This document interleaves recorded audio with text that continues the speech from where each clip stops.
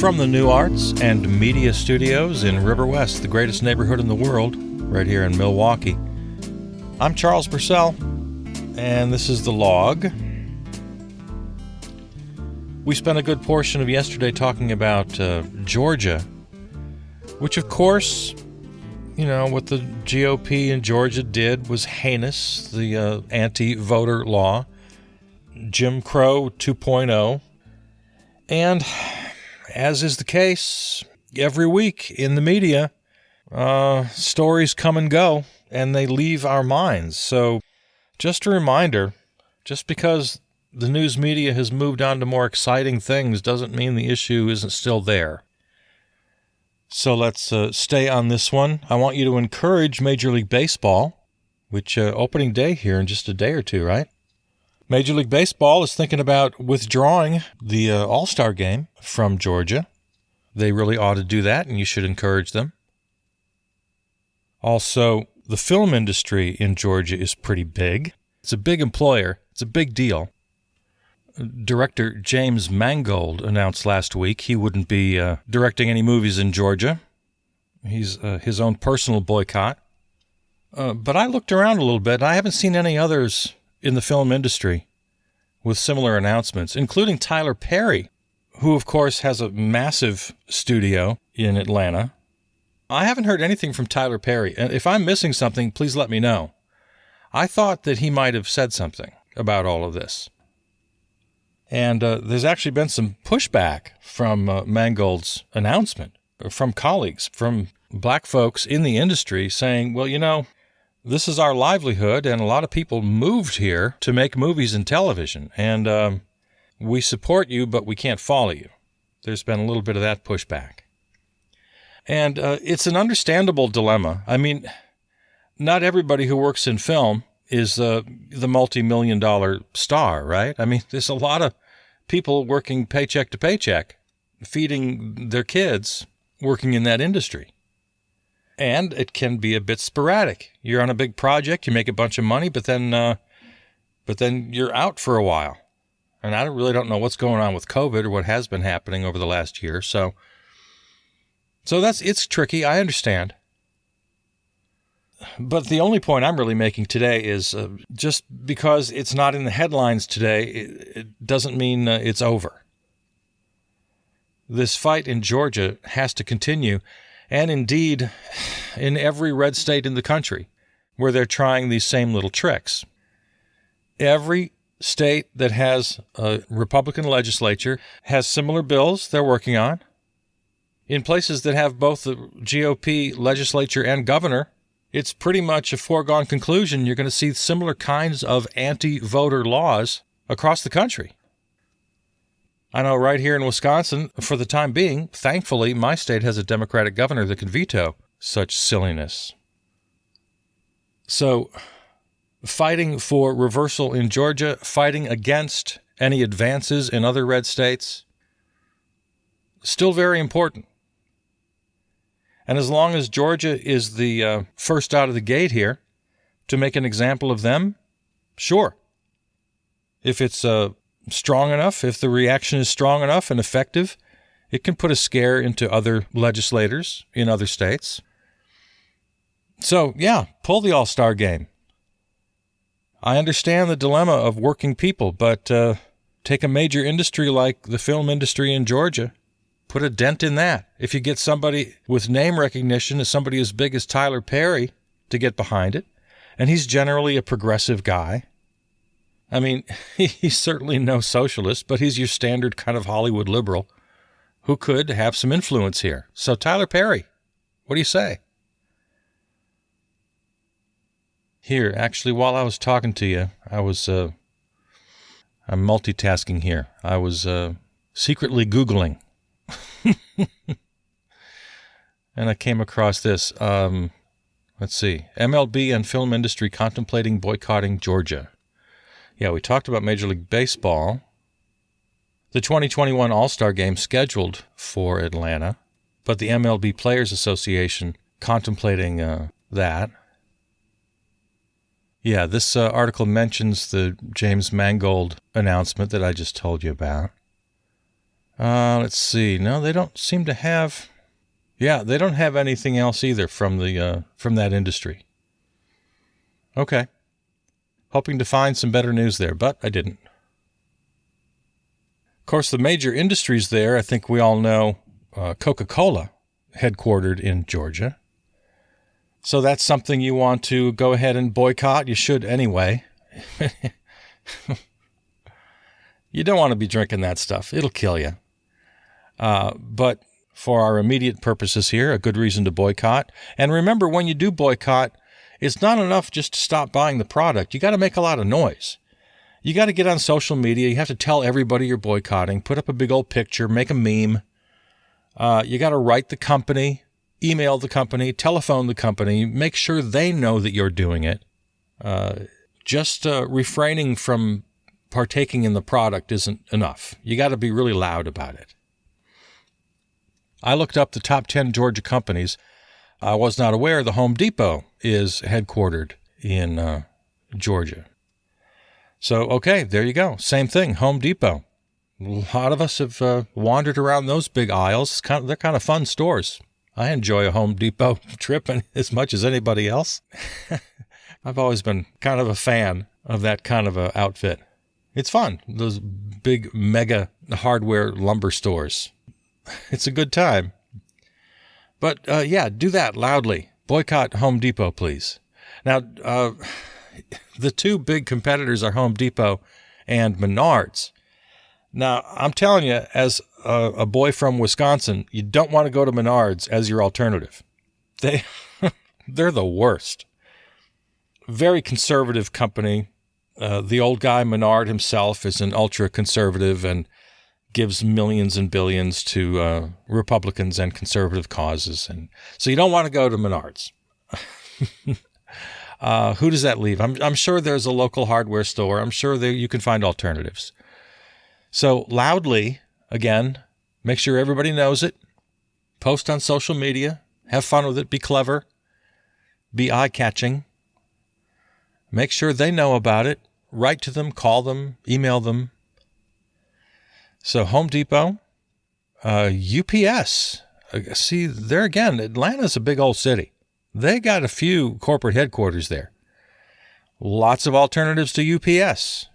Plenty of other places you can go to get your packages delivered. So, boycotting UPS for the duration of this. Again, do it loudly.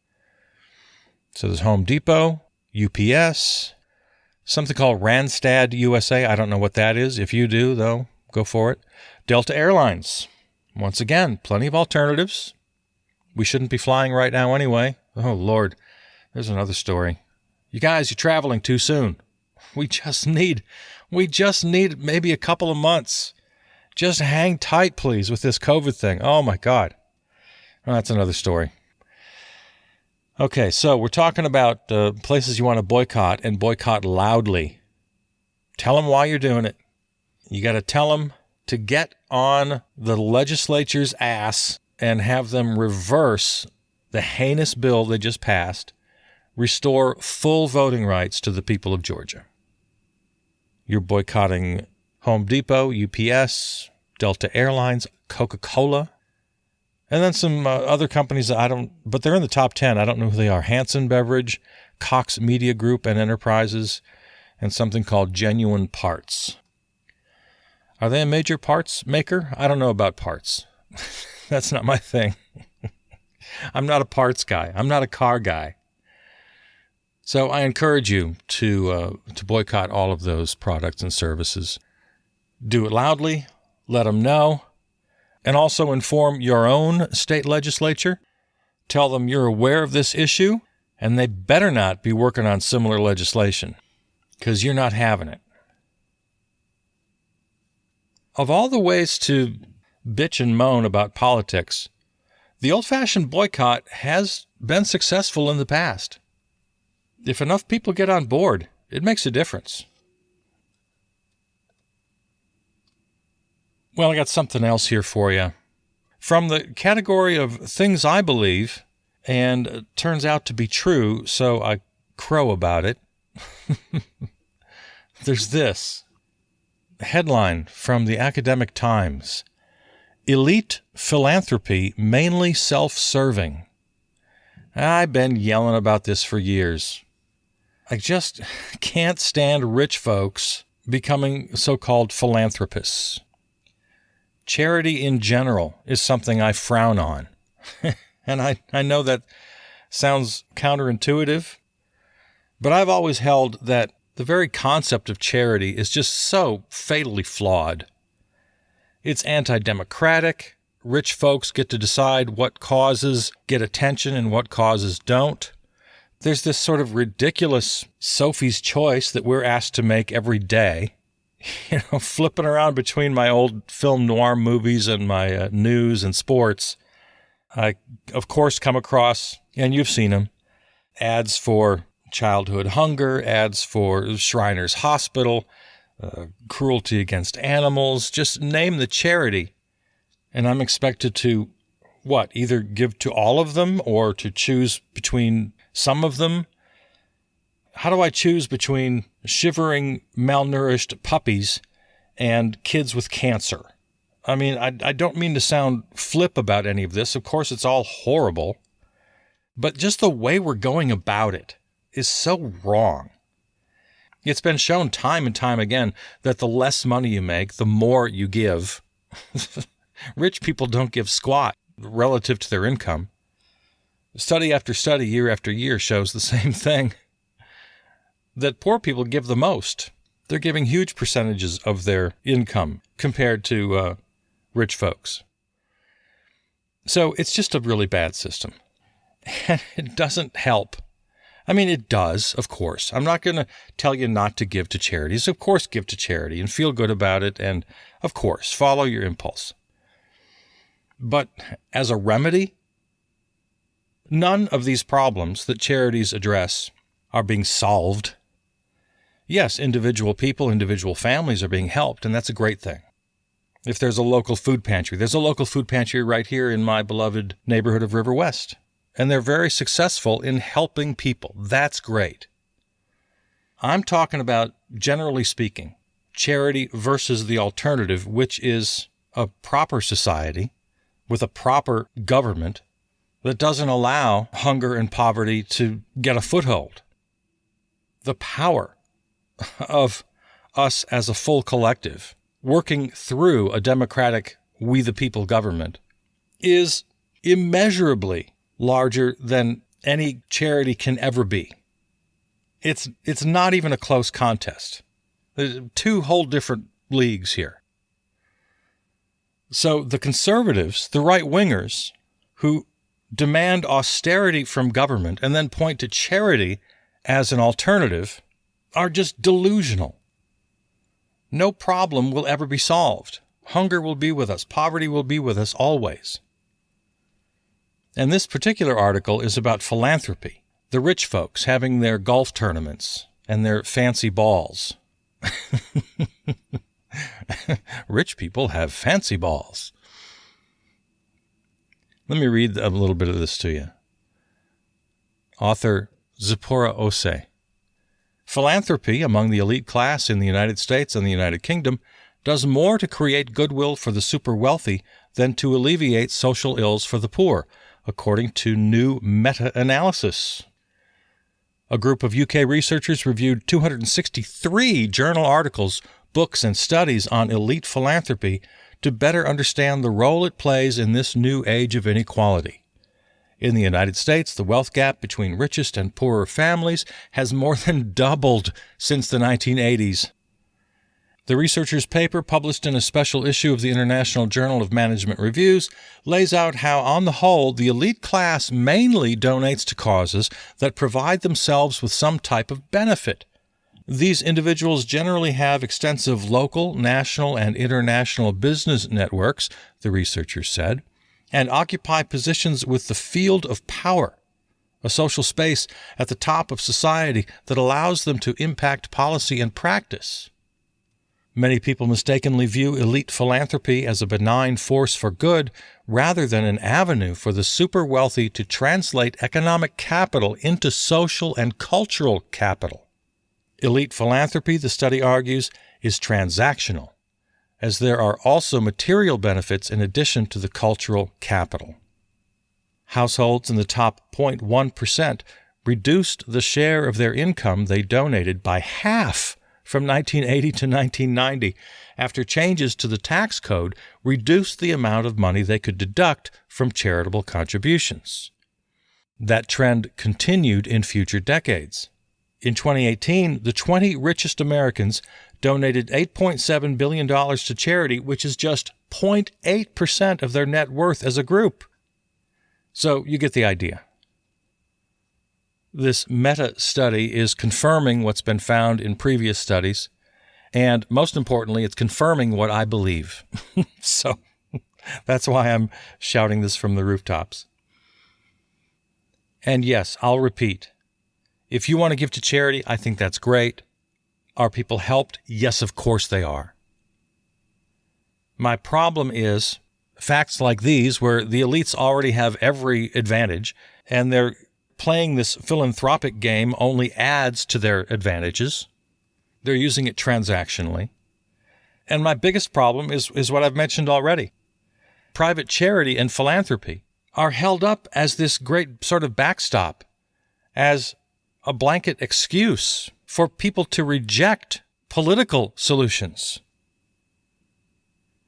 Take every bit of charitable spending that exists today and all the good that it does, and put it next to the benefit gained by a just political economic system, where every wage is a living wage, where every person without a job doesn't have to worry about their family going hungry, where universal health care treats not only the tragic high-profile diseases, but all of the health inequalities that precede those diagnoses, right? All the health measures, the prevention, the mitigation that can happen to prevent disease in the first place. Hunger, poverty, disease, all or most of these problems are unnecessary, they're preventable, and a just society, a democratic society, is 1,000 times, 1,000,000 times more efficient than this ridiculous little facade we build of private charity. There's no comparison. We've said it many times right here, there should be no such thing as a billionaire. I don't want a guy with $200 billion giving 0.01% of his income to charity. More than I could give, sure. I can't give $1 million. But to a multi-billionaire, that's pocket change. I can give pocket change. But the point is, it's getting us nowhere, and it never will. Yes, it will help individual people. Yes, individual families in my neighborhood are helped by the River West Food Pantry. Yes, it's a beautiful thing, and nothing but praise for the volunteers and for the people who donate food. It's wonderful. So please, continue to give to charity, and you have every right to feel good about it. What you don't have the right to do, though, is to use that as an excuse for getting in the way of a proper government, of a proper democratic government. That's why I'm a lefty. Nothing else is going to do it. That's why Bernie is my man. Good old Bernie getting it done. He's making headlines pretty much every day. It's an awful lot of fun having him as the chair of the budget committee. He's working on something new every day. Lower prescription drug costs, reshaping the rigged tax system, wants to lower Medicare eligibility from 65 to 55. Yeah, we got to go left. We got to go with Bernie, and then we got to keep going. We got to make a hard left. It's not a mystery. Just look at the success. European-style social democracy is so tame. It just can't scare anybody. I mean, I want more. I'm just asking you to meet me halfway. Meet me in Norway, would you? I mean, if I had my druthers, we'd go full socialist, full anarchist. I mean, really do this thing. We talked yesterday about separating work from money. Everybody ought to have every need met. There's no reason that healthcare should be considered a right, but food should not be considered a right. They're all rights. You have a right to live. You have a right to a house. You have a right to clothing, shelter, safety, healthcare, food. You have a right to enjoy the arts, to have some rest and relaxation. You have a right to everything. Your basic, happy, healthy life, everybody has a right just because you're here. Just because you were born on this planet for no other reason. You have all those rights. They're all rights. Your attachment to a private employer in order to earn those rights, I put earn in quotation marks. No one should have to earn a living. You're entitled to it just by it's your birthright. The work you do to contribute to society should be work of your own free will and choosing, and your so-called living should have nothing to do with it. So that's how far I want to go, and that's what I'm advocating for. I'm only asking you to meet me halfway. Meet me at basic European social democracy, which is only a fraction of how far I really want to go. There was a report from HUD recently, Housing and Urban Development. Reading the report now from NPR.org. The nation's homeless population, right there,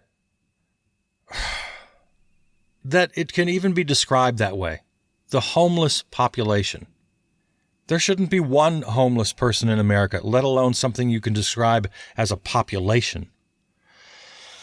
The nation's homeless population grew last year for the fourth year in a row.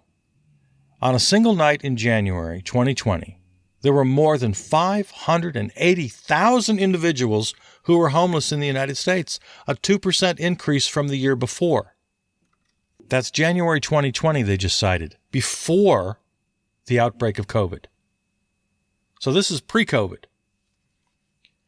The numbers released by the Department of Housing and Urban Development Thursday do not reflect the impact of the pandemic.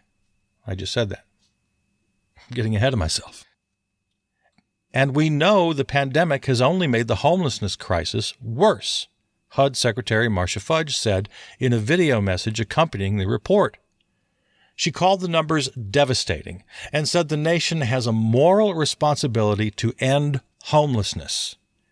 Yeah, you think? Oh, I know. Let's get up a private charity for it.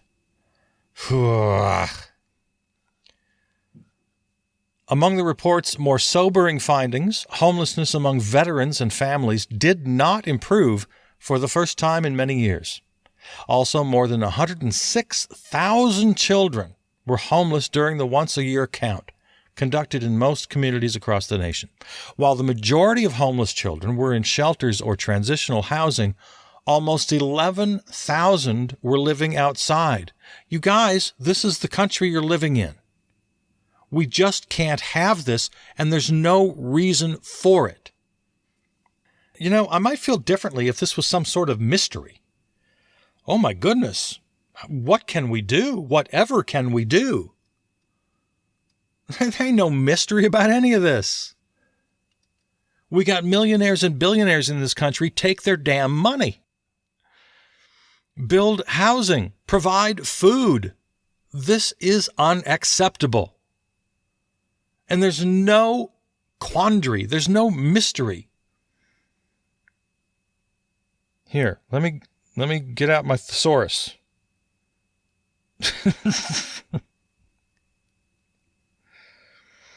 It's not a mystery. It's not a puzzle. It's not an enigma. It's not a conundrum. It's not a riddle. There's no secret. The solutions are clear. We got to make a hard left. We just have to make a hard left. We have to eliminate the Republican Party from the face of the earth. We got to go hard left and at the very least, meet me halfway and be social democrats, would you? I'd be happier if you went full socialistic anarchist with me. But I'm not even asking that right now. Lord mercy. Let me read again from the piece. As has been the case for years, a disproportionate share of those experiencing homelessness were black, about 39% of the total, though African Americans make up about 13% of the nation's overall population. 23% of those who were homeless last year identified as Hispanic or Latino. California was home to the largest number of people experiencing homelessness, 161,548, according to the 2020 count. A quarter of all homeless individuals in the United States were living in either New York City or Los Angeles. Okay, Democrats, liberals, I'm looking at you. I'm looking at you, elite philanthropists, mainstream media gobblers. You just won't go left with me. You want to just stick in that squishy capital L liberal middle and watch these kinds of numbers grow. You got to bite the bullet. You got to make the move. You got to come with me. You got to go left. For the first time since the government began doing the annual count, the number of single adults living outside, 209,413, exceeded the number of individuals living in shelters, 199,478. I think it's tragic that we have increasing unsheltered numbers, said Nan Roman, President and CEO of the National Alliance to End Homelessness. We know that unsheltered people have horrible health conditions. Roman noted that these individuals are more susceptible to disease and premature death than those living inside. Yeah, it's just what we were talking about. All of these, here's a word we've become familiar with, comorbidities. All of these comorbidities can be eliminated if we just had a fair, equitable, governmental economic system. Hard left, at the very least social democracy, if not democratic socialism, which was what I'm going after. We got to get off our comfortable liberal asses. Yes, of course, I'm complaining endlessly about the GOP, the right-wingers, but they're really not the problem. They're really not the problem. The comfortable middle, that's the problem. We need to get off our asses, see the problems for what they are, and then we need to live accordingly, we need to work accordingly, we need to consume accordingly, and we need to vote accordingly. Just going to your job and having the right opinions about things around the water cooler and around the kitchen table, and then settling down for a nice night of Netflix and then up again the next day to do the same thing, that ain't going to cut it. That ain't going to cut it. And even writing that little virtual check occasionally to Sarah McLachlan and her suffering puppies, or to Marlo Thomas and the ghost of her dad at Shriners. It ain't going to cut it. It ain't going to do it. You got to come left with me. Come on, man. Come on. You can do it. You can do it. Come on. Come left. Come on. Come on. Come on. You can do it. Come on. Oh, Lord. I love you. I'm Charles Bursell.